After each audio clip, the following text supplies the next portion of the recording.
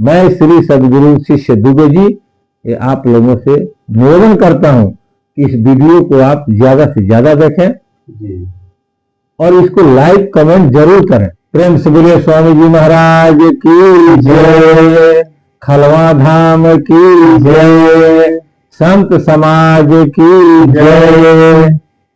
ध्यान मूलम गुरु मूर्ति, पूजा मूलम गुरु पदम, मंत्र मूलम गुरु वाक्यम, मोक्ष मूलम गुरु कृपा। बड़ी सौभाग्य की बात है कि आज हम लोग सत्संग करने बैठे हैं, मालिक का कृपा है। और देखिए प्राकृतिक भी हम लोगों का साथ देती है कि आप लोग जब तक परमात्मा का अधीन रहोगे तब तक मैं हमेशा तुम्हारे साथ रहूंगी, और जिस दिन आप स्वयं में विराजमान हो जाओगे उस दिन इस प्राकृतिक तुम्हारे साथ वही करेगी जो आम जीवों के साथ करती है। इसलिए हमारा दायित्व बनता है कि इस प्राकृतिक में जितने भी जीव हैं, जो भी प्राणी हैं, सबसे प्रेम रखना, सबके ऊपर दया बरसाना। इसलिए कि मानव का सबसे प्रथम धर्म होता है कि जीव की रक्षा करना, और सबकी रक्षा करना ही हमारा दायित्व है। हमारा सनातन बताता है, देखिए सनातन कहने के लिए सब कोई बोलता है कि हम सनातनी हैं, हम सनातनी हैं, लेकिन क्षणिक अगर कष्ट होता है तो विचलित हो जाता है। यानी कि उसको थोड़ा भी कष्ट हुआ तो जैसे लगता है कि उसका जिंदगी का धरोहर समाप्त हो गया। ऐसा नहीं है भाई। आपका सारा कुछ अगर संसार ले लेता है फिर भी आप जीरो नहीं हो सकते हो। मालिक ने आपको उस लायक बना करके इस मृतलोक में भेजा है। आपका सब कुछ लुट जाए फिर भी आप जीरो नहीं हो सकते हैं। ये सत्य है, मानिए इसको आप। इसलिए कि जो आपके पास धरोहर परमात्मा ने दिया है, इस विवेक रूपी ये जो हम लोगों का सर है ना, ये पूरा खजाना है बुद्धि का। इसके अंदर जो चीज परमात्मा ने दे करके भेजा है वो प्राकृतिक में कोई छीन नहीं सकता है।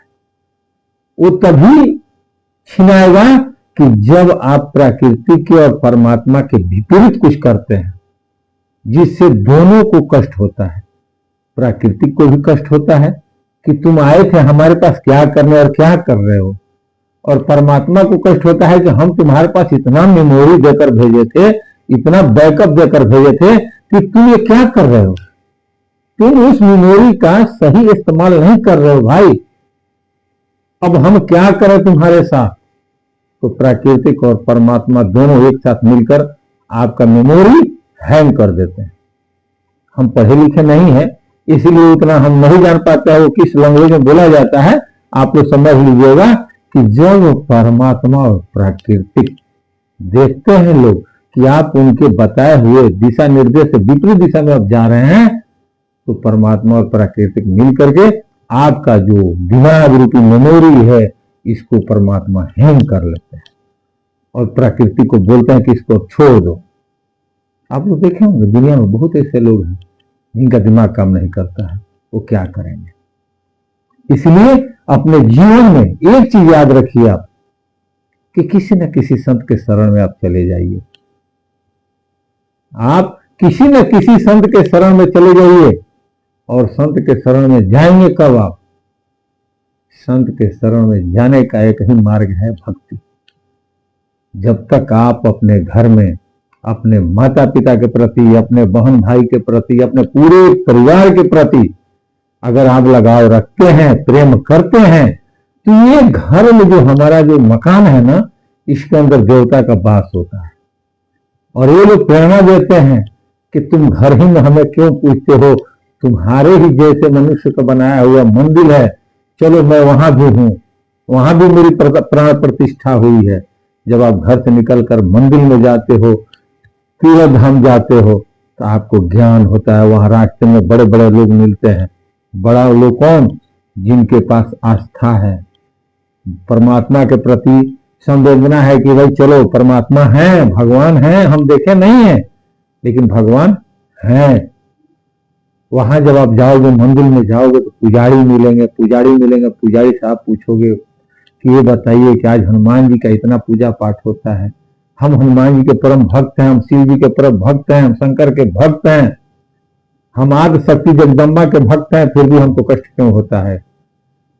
तो वहां के जो पुजारी हैं वो आपको बोलेंगे कि बाबू मेरे पास इतना ही मेमोरी है कि मैं इस देवी देवता का पूजा करता हूं और इनको प्रसाद चढ़ा करके और मैं भी उस प्रसाद का ग्रहण करता हूं, इसके आगे मुझे ज्ञान नहीं है। अगर इसके आगे आपको जानना है तो आप किसी संत के शरण में चले जाइए, वो स्वयं भेजेंगे। आप एक बार चल करके देखो, आप हमेशा जाओ मंदिर में घूमो, आपको एक न एक दिन ज्ञान मिलेगा कि हमें संत के शरण में जाना चाहिए। चलिए, कोई सवाल हो तो बोलिए। मेरा एक प्रश्न है कि लोग बोलते हैं पितृपक्ष चल रहा है, पितृपक्ष चल रहा है, जो हमारे पूर्वज हैं उनके लिए हम लोग इस तरह से श्राद्ध कार्य करते हैं पितृपक्ष के समय में।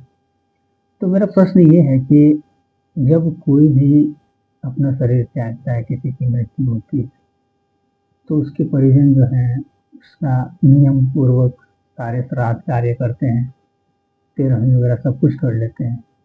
तो जब सारा विधि उनके मरने के उपरांत उनके परिवारजन पूरा कर देते हैं, तो फिर साल दर साल प्रत्येक साल पितृपक्ष में उन लोग को उस विधि को दोहराने की जरूरत क्यों पड़ती है? क्यों पितृपक्ष मनाते हैं वो लोग? हो गया आपका? देखिए, ये जो पितृपक्ष है ये आज से नहीं मनाया जाता है, बहुत पहले से मनाया जाता है।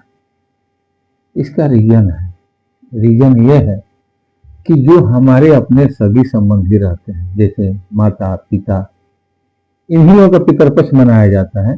भाई का भाई नहीं मनाता है, माँ पिता ये दो लोग का पितृपक्ष मनाया जाता है कि अगर ये लोग दोनों आदमी अगर छोड़कर चले जाते हैं तो उनका हम लोग जो श्राद्ध क्रिया होता है कुछ उनका बच जाता है इस समाज में, इसलिए कि उनको जो भी मिला वो समाज से ही मिला है और वो जो भी दिए समाज को ही दिए। समाज जैसे हमारा परिवार, आपका परिवार, 10 लोग हैं एक परिवार में, वो समाज है। ये 10-10 करके पूरे सृष्टि में जितने भी हैं मनुष्य, ये सब एक सामाजिक प्राणी है। तो अब ये जब शरीर छोड़ देते हैं लोग, शरीर का 3 गति होता है और जीव का 2 गति होता है। देखिए, जब शरीर से प्राण निकलता है तो या तो परमात्मा में विलीन हो जाता है या तो कहीं जन्म ले लेता है, किसी न किसी रूप में उसका जन्म हो जाता है। जो लोग कहते हैं ना भूत प्रेत, ये जो कुछ आत्माएं ऐसी हैं, कुछ आत्माएं ऐसी हैं कि जो अपने आप जैसे आत्महत्या कर लिया, अकाल मृत्यु, वो आत्माएं भटकती हैं। और वही जो लोग मृत्यु को प्राप्त हो जाते हैं, परिवार में जो सदस्य रहते हैं, तो ये हर एक साल जब भी पितृपक्ष आता है, ये 15 जो 15 दिन का पितृपक्ष होता है, ठीक है, ऐसी 15 दिन में 15 पितृपक्ष में ही लोग मृत्यु को प्राप्त होते हैं, ठीक है। तो जब आप मृत्यु हो गया, आप क्रियाक्रम कर दिए, श्राद्ध कर दिए, बरखी कर दिए, तो एक और कार्य बचता है, वो होता है पिंडदान। जो होता है पिंडदान।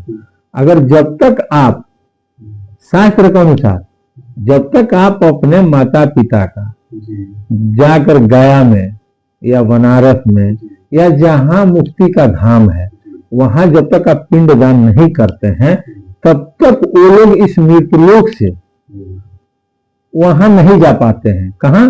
तो जहां से जीव आया है।